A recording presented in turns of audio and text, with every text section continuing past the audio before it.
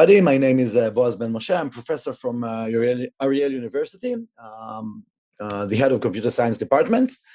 And today I will be giving a talk about our perspective as an amateur fans of little toys and little shiny things that should have been orbit already, about how we feel about picosatellites and what is the our thoughts about how to make it as kind of experience would we benefit in terms of academics, in terms of educational, and maybe even research.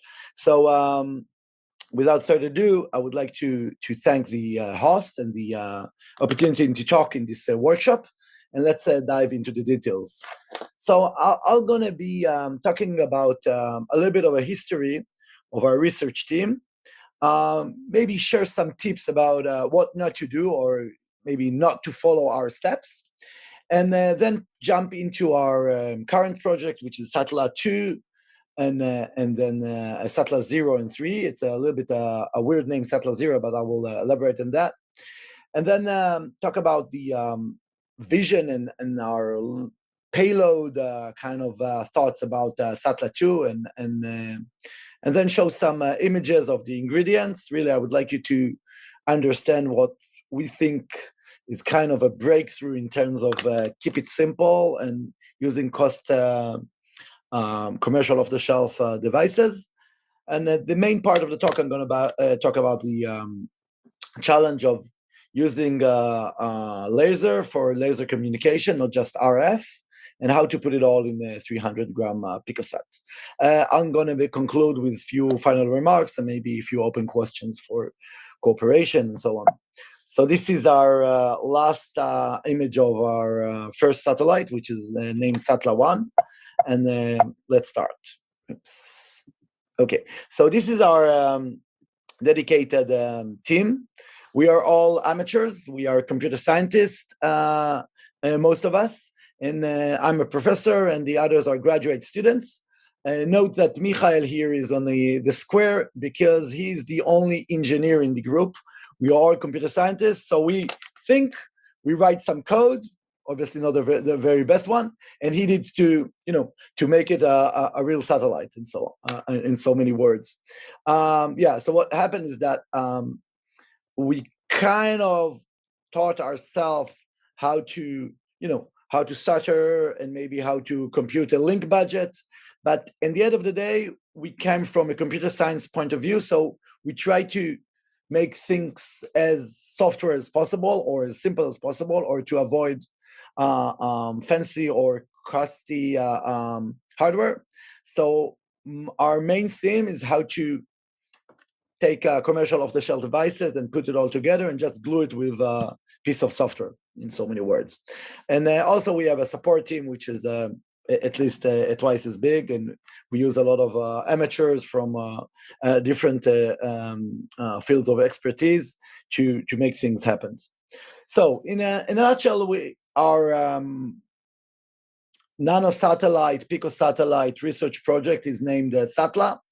And the idea is it's all student-based. There's no people on our payroll. Maybe there are students with a little bit of fellowship, but we don't have real experts or full-timers. That said, we try to challenge ourselves with very complicated tasks and riddles and things. And we try to think in a way that we are not bound to some economical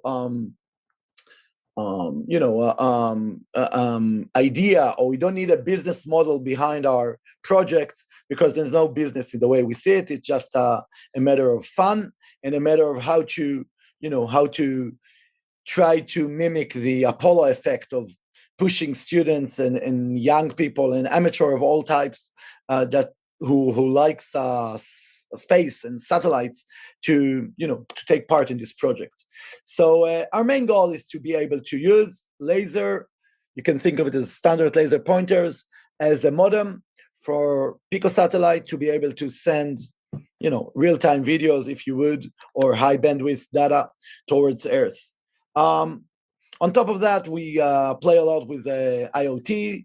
both Wi-Fi, long-range Wi-Fi. We think there is some possibility of do Wi-Fi from space. We quite experienced in the long-range Wi-Fi kind of niche, and also LoRa. And we would like to promote the notion of multi-ground station concept, which is I'm not necessarily need to have a very good ground station in order to communicate with my satellite, because if I have few friends who are experts in the fields of radio amateurs, or they just tend to be in a very good position, then maybe they could help me receive data and also send data, because there's no big secrets in my satellite and the protocols are all there. So we could, instead of having one pass or two passes a day for a few minutes, then maybe we can have a coverage of few dozens of ground stations, which will help me as a satellite owner have better bandwidth or more bits from space, and the other way around. If my ground station only works for a few minutes a day, why not serving others for receiving their data? So this is the kind of our projects. In a way, we started with STALLA-1, which was our first satellite. The way we thought then is to keep it simple as possible. Boy, how hard that was. We followed the notion of other universities. Let's do a CubeSat, 1 liter on a standard. Let's launch it from the ISS. And that satellite had basic concepts of LoRa communication, LED, and Pi. I will elaborate that on a little bit further. Our current pair of satellites, named STALLA-2a and B, are 2p picosatellites, and they're supposed to be able to aim towards our ground station or any ground station. This is an image from my smartphone. This is a very weak laser pointer aimed from about 10 kilometers. And this is the way it's been seen through the lens of a simple smartphone. So the energy is there. The high gain of lasers are extremely efficient. The main thing you need to do is to be able to aim a satellite, which is an issue. I will elaborate that.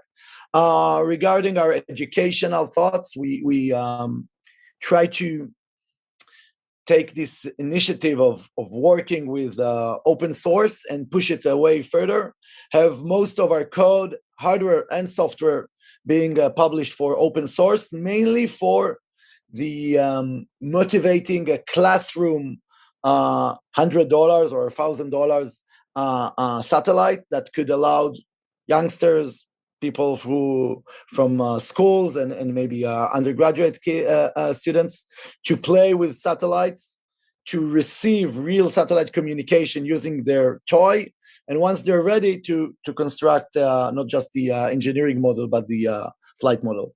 And SATLA-3 is still in progress. It's a thought. We're going to do a kind of a serious AI in the sky. But let's jump into the details. So our main goal is to be able to aim a laser pointer from space to our ground station. This is not an easy task, though. Well, obviously you have a satellite. It has some orbit. You need to get about sub-milliradian, or if you would, a better one than 1/10 of a degree accuracy, not just aiming but tracking. And you need to do that in a very small package.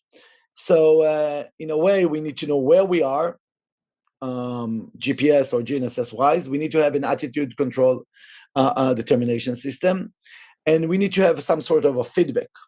We also need to have a simple modem, and on the ground station, we need a telescope or a robotic telescope to aim towards that satellite. So there's a lot of details there. We're currently writing a paper about the entire system, but in a way, the main challenging goal is to aim a laser. And this is currently what we think. If we would be able to, to mimic this kind of sketch of a laser that could be seen, could share its laser for a satellite would share its laser on our ground station for a few seconds, then we are happy, because on a laser, even on a very simple commercial off the shelf, you can do 10 megabits easy.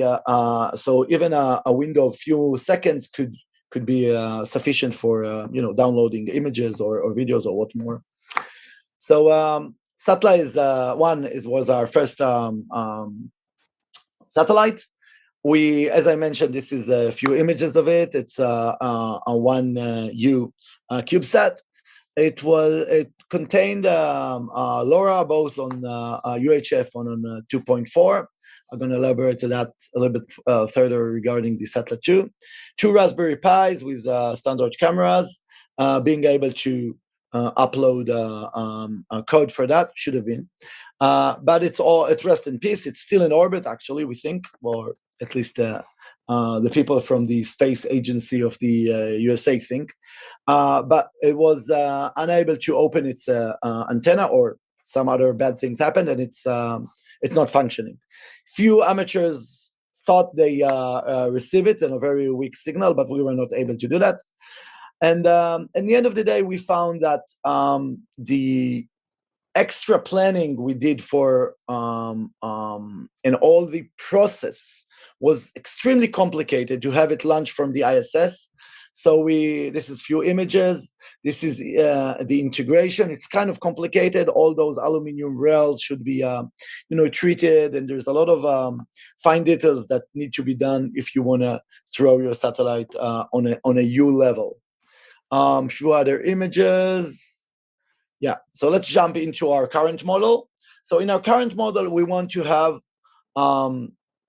a 3 degree of freedom in terms of orientation towards the accuracy of a sub-milliradian. It's an extremely challenging tasks. I'm almost sure we won't make it all the way, but the notion would be that if we would be able to stop, at least have no angular speed for a few seconds while it's above us, then we'll be extremely happy. I will show some video clips about how we think about it. But in a nutshell, we have a reaction wheel, tiny reaction wheel, which was all stolen from a broken little drone. And we observed that drones with laser pointers, they've been able to admit their yaw angle towards the accuracy of a sub-milliradian, and we play with it a lot, even a toy grade, very, very simple gyro-based drones. So we said, why not use it ourselves? Easier said than done, but we seems to be able to do that on the ground, on a labs kind of scale. So in a way, our mission is as following. If you want to think, just remember one thing from my talk, consider the following. We want to do a laser communication from space. So here is how we plan to do that. Have some emitting light on our picosat. Once it's above us, open those 10 LEDs, which are basically LED like your 10 times stronger than your iPhone or your Android flash. And so we open them. We should be able to detect them using a standard 1,000-lux telescope. Once you see that, you emit a laser from the ground towards that satellite, being received by the camera, as shown in my mouse here. Now, there's a little piece of code that says, oh, you see that aiming a laser? Detect that laser. Now aim using the 3 reaction wheels. Actually, we just need 2 of them. The satellite towards the middle or the calibrated point where we need to have our laser, which is here, aiming back towards the satellite, the ground station. So these 3 steps is, I'm a satellite, I'm emitting. The ground station detects me, and now open the laser. The satellite sees the laser, aim itself, and down open its laser, and hopefully should be able to communicate.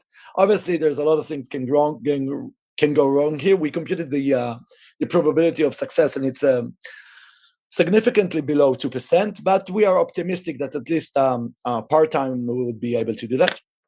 We also play a lot with RF and the pairs of those satellites. One way we think that we could increase our chance of having it at least partly working is to do a pair of those satellites, and they could also do a lot of aiming towards one to each other and do some intercommunication. But we also be extremely happy and very successive about it if we could just simply receive few beacons from that satellites. And from that point of view, we are kind of optimistic. We think that LoRa on a UHF and a handmade antenna, and on the ground station, some basic ground station on a UHF level, which shouldn't cost more than a few $100s, should be sufficient in order to to communicate from a few hundred miles or kilometers. Right. So some subsystems that we have in our 2p picosatellite system. So we have our solar panels, quite simple, all stored to nothing to write home about here. That's a very standard method. We are using just 2 layers of PCBs. Keep it simple. As mentioned, we only have one Michael, who's an actual engineer who know how to design those. He started them, and we use 𝗖ście family. This is 𝗖ście 3.6, which are a very small form factor, and they can do energy reduction there. And you have a SD card to store your data in order to do some sort of store and forward. Funny thing, we use batteries which are 30, which are about 3.5 centimeters in length, and they're like half size of those 1865. You can see them here, and we actually found that those Vipers, those electrical cigarettes, they tend to have the best cigarettes in terms of performance and availability in the market. So we use those types of high fancy cigarettes, electrical cigarettes batteries that we check again. But the provider are very simple. You get it from the local store of the university students. This is the reaction wheel. I'll show it in a second. And this is our main payload board, which is Raspberry Pi 0. One interesting thing that you can communicate on a board with the on the lab with your satellite via Wi-Fi or Bluetooth, which is very comfortable. You don't need to plug in or plug out the communication of any sort. Energy-wise, I don't think we do anything fancy here. This is very very standard. We use a watchdog, and we use basic battery management system. It's all going to be, I hope, in 1 month open source, so you can see that it's not extremely interested. To make it reliable, we've done a lot of tweaks to that, but in a way, it's a smartphone in the sky. Nothing more than that. You have a battery, you have a solar source, and you have some sort of watchdog and a LiPo charger. Right. And this is the actual way most of us work, which is basically a lot of wires on the lab before we actually do that. Some drawings. So this is the basic length and the size of our satellite. This is the way we play with it currently. Those are actually old models of us, and we all make sure that they fit into the pod, because we, in one of our last models, we were it was very embarrassing, but it couldn't fit into the pod. It was like a 0.5 millimeter too wide or something like that, and then you do that. And this was all because it was plastic that was a little flexible. So now we have those pods in aluminum. This is our kind of our main proud fancy research step. It's not fancy at all. It's actually taking a drone toy board, which this is if you know drones, this is Betaflight, a very little Betaflight with IMU on that. Very, very interesting and well documented open source controlling those motors. And basically, you see here only 2 motors. The third motor is not as important. And now it's performing closed loop over the So it's performing a closed loop over the gyro here. I will excuse the Hebrew there. We're very happy about it. So you can see the motors working, and you can hear Ronnie, the engineer, is not an engineer, the computer science, extremely happy about it. And whenever the board is placed on the table, you see it's being not moving, and whenever it's being pushed towards like I don't know, say 10 or 20 degrees per second, then you see they react a lot. We found those things extremely delicate, and there's a lot of technicals here. But in terms of picosatellites, it's easier, and I'm saying it as a computer scientist. Hardware-wise, it's extremely easier to use little electronics from drones to control those attitude and control determination than on a bigger scale. And this is due to the following physical issues. We're very, very small. Those motors are extremely fast. They're kind of dentist motors. They are like 22 kVs. If it says it, they run really, really fast. And you put them in a vacuum, they're not producing any heat, any observed heat, or almost any observed heat. So they're very space friendly. We do think that in the right engineering, this component could be sub $100 component on a flight scale, and it could do all the aiming you want. Obviously, there's a lot of algorithms that need to be done in order to control and the PID but this is our comfort zone. This is software, not hardware. But hardware-wise, those are available almost anywhere. Right. So jumping into, I don't want to take too much of your time. We do have some smart thoughts of being able to transform image in a very, very compact way. We do a lot of compression because we use LoRa on a UHF level. Our packet is about 50 bytes.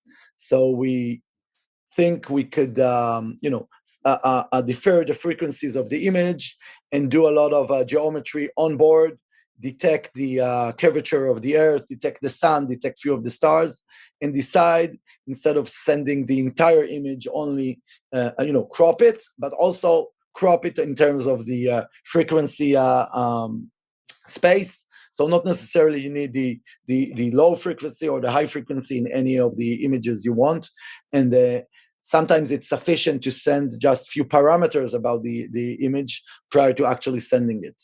So there's a lot of compression tweaks here. This is the basic challenge of, you have a satellite, you need to detect. So instead of doing a star tracker, we do a ground tracker, or being able to detect where the ground stations are. We think that a strong beacon might be very, very efficient. We are actually struggling with doing an FFT on a Raspberry Pi, so we do a lot of tweaks to encompass that. Right. So now I'm gonna in the final part of my talk, I'm gonna share a few of our current challenge. So our main challenge, from my point of view, I'm a professor in the university. I don't want to make any money.